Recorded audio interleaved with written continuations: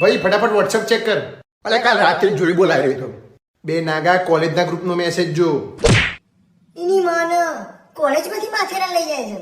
ભાઈ બૂમ પડાઈ દેવાની થાય છે તો જઈને. હો તો જઈને તારે એક્સપેરિયન્સ ધક્કો મેળવીશું.